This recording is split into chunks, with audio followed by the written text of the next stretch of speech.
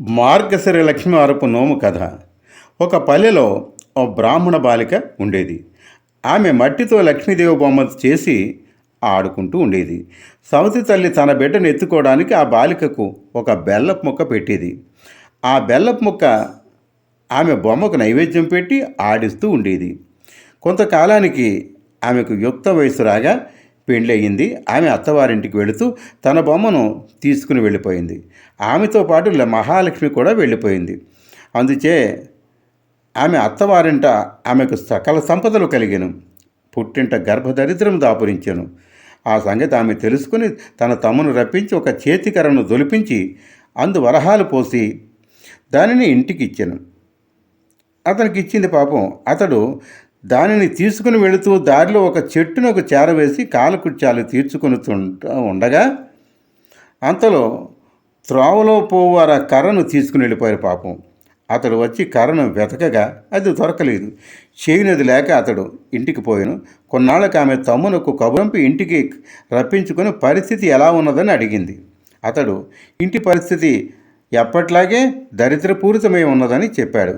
అందుకు ఆమె విచారించి ఒక చెప్పుల జత తెప్పించి వాటి నిండా వరహాలు పోసి దానిపై గుడ్డ కప్పి ఆ జతను తండ్రికి ఇవ్వాల్సిందని చెప్పి అతనికి ఇచ్చింది. అతడు వాటిని తీసుకుని పోతుండగా దారిలో దాహం వేసింది. అందుచేత వాటిని అతడు ఒక చెరువు గట్టు మీద పెట్టి నీరు తాగుతూ ఉన్నాడు. అంతలో ఒక కుక్క వచ్చి ఆ జోళ జతను పసిగట్టి వాటిని నోటితో కాచుకొని పోయింది. అతడు గట్టు మీదకు వచ్చి చూసేసరికి చెప్పులు లేవు. వెదకి వెదకి వాటిని ఎక్కడ కనిపించక అతడు ఇంటికి చేరిపోయాడు. మరి కొన్నాళ్ళకు ఆమె తన తమ్ముని రప్పించి అక్కడ పరిస్థితి ఎలా ఉన్నదని అడిగింది. అతడు జోళ్లు పోయినవని చెప్తే అక్క కోపగిస్తుందని భయపడి ఆ సంగతి చెప్పకుండా అక్కడ పరిస్థితి ఎప్పటిలాగే ఉన్నదని చెప్పాడు.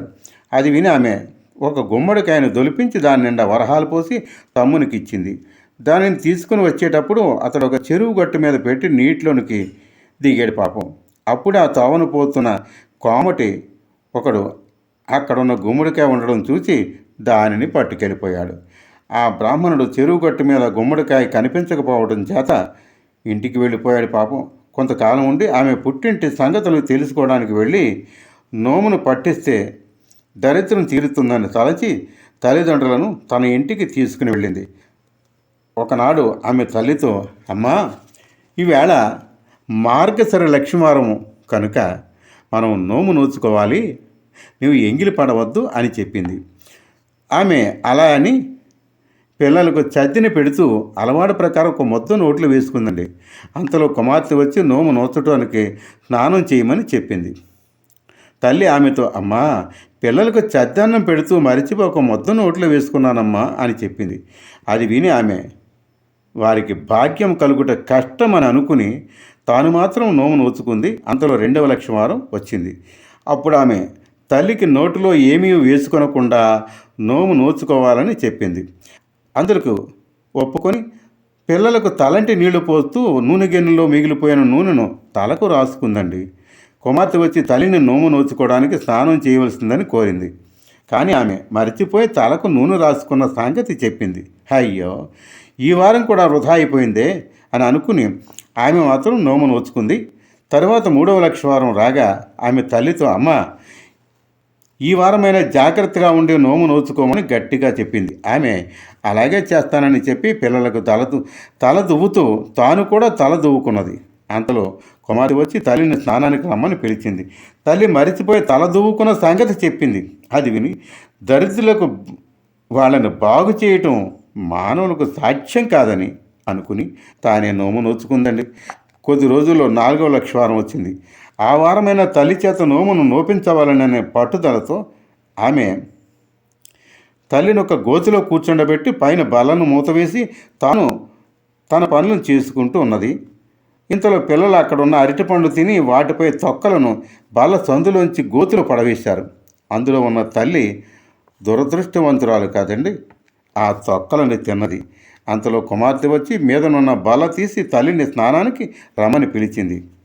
ఆమె తాను అరటిపళ్ళు తొక్కలు తిన్న సంగతి చెప్పగా కుమార్తె చాలా విచారించి తాను నోము నోచుకుంది. తరువాత 5వ వారం నాడు కుమార్తె తల్లి తల్లి చెంగును తన చెంగును ముడివేసుకుని తన వెంట ఆమెను తిప్పుతూ పనులన్నిటిని ముగించుకున్న తర్వాత ఆమె చేత కూడా స్నానం చేయించి నోమును ఒప్పించింది.